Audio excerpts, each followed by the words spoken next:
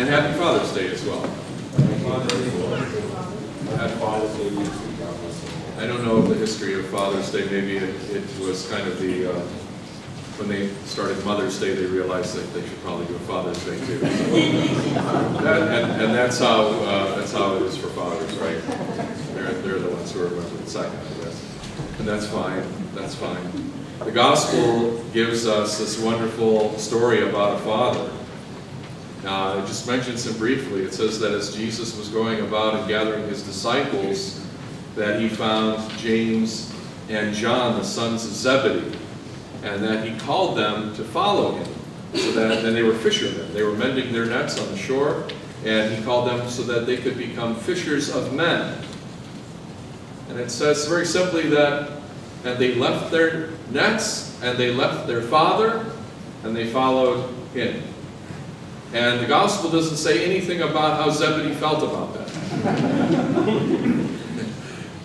And we might suspect that there was, at least later on, some support for it, because after all, we hear later in the Gospels that their mother comes and says to Jesus, you know, please let them sit one at your right hand and one at your left. So they thought it was an upward mobility opportunity. But at the time, we don't know how Zebedee felt. Did he feel, was he upset? Was he like, hey, we got nets here to fix. I'm not done. Where are you going? Was he sad to see his sons depart and follow a man that, though clearly holy, who knows where that was going to end up? And in fact, as we know, at least for one of them, he had to drink the cup that Christ drank from. He had to also suffer martyrdom, whereas John, the younger, lived a very long life. So you never know.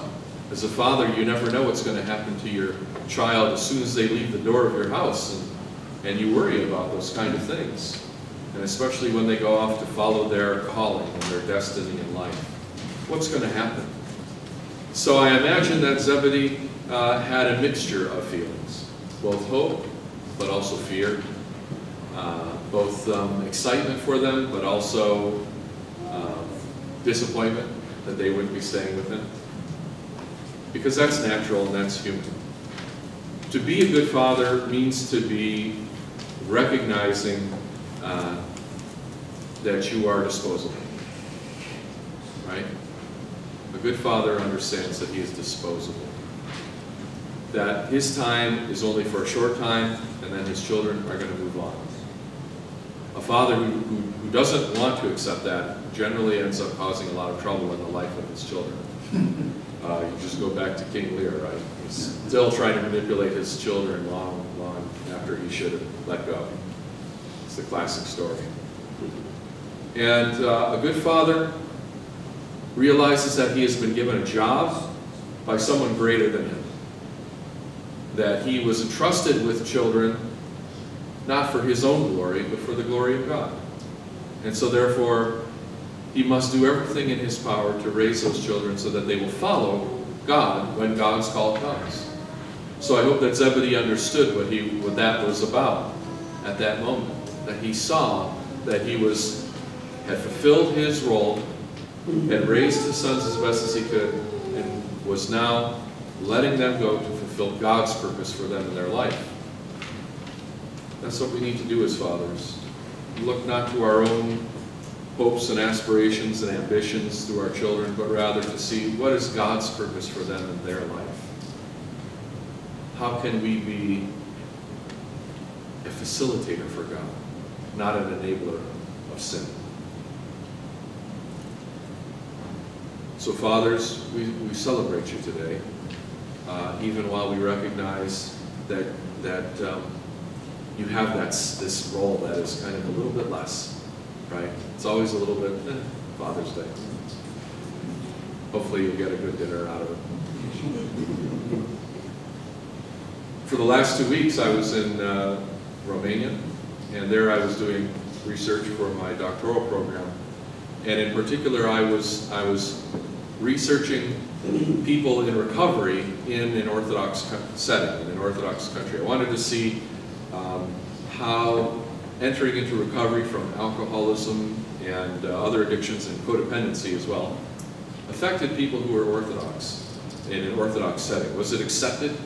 Were the 12 steps, for example, of AA and so forth, did they work the same that they do here? Were they accepted? Were they understood?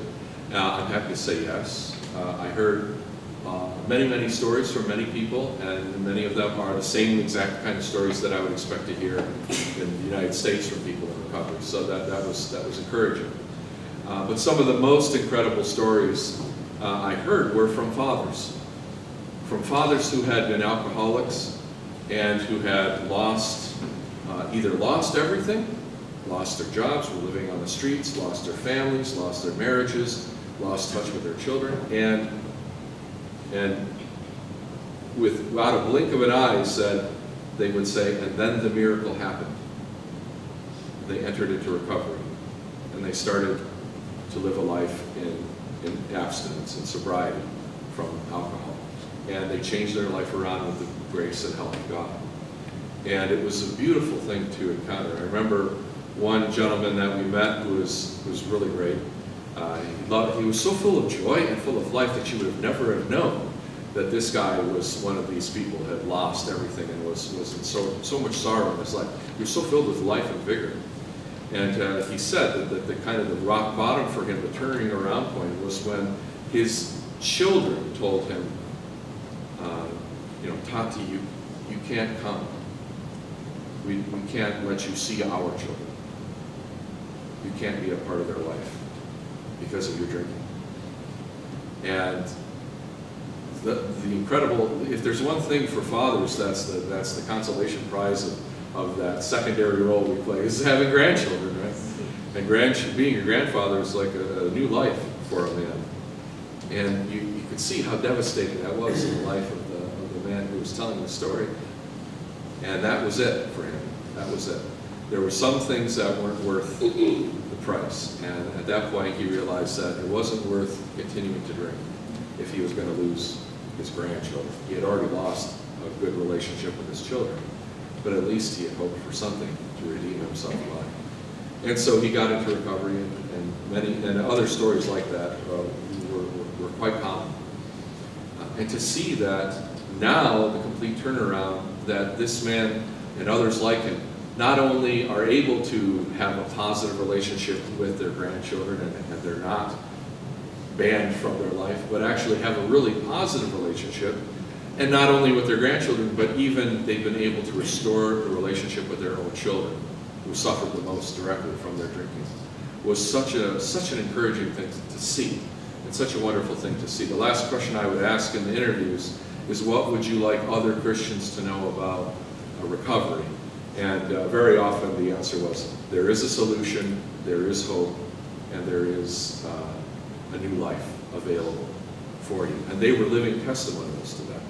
And so today in the church we celebrate the All Saints. We celebrated All Saints last week, and then today in America we celebrate All Saints in North America. In Romania they're celebrating All Saints of Romania. And one of the things that it says in the listing is, we also commemorate all those unknown saints in the world, in our own lands. And I think really that I have met a good number of those kind of unknown or unglorified saints, these individuals who in any other century we would say that was an absolute miracle, where they were and what they came to through faith. They overcame incredible difficulties and incredible pain and incredible shame and sorrow. Romania and Eastern Europe, I saw it everywhere where we were there. It still reminds me of this country, 50 years ago. There's alcohol everywhere. You go to every gasoline station and there's hard liquor next to the register. There's probably a few states in the United States that still allow that, but I can't imagine too many are left that do. It's just ever present, and everybody drinks everywhere you go. So for them to take this stand in their life, they were not just facing their own demons, but facing really the whole society. They were standing against the world in choosing to live an abstinent life. So they are saints in my book. And I see the work of the Holy Spirit in them and showing forth from them. And I hope that in the next few weeks I'll be able to digest that data and put it into my research, but in time we're going to share with you also the stories that we met, the people that we met, and show you some slides from what the trip was like.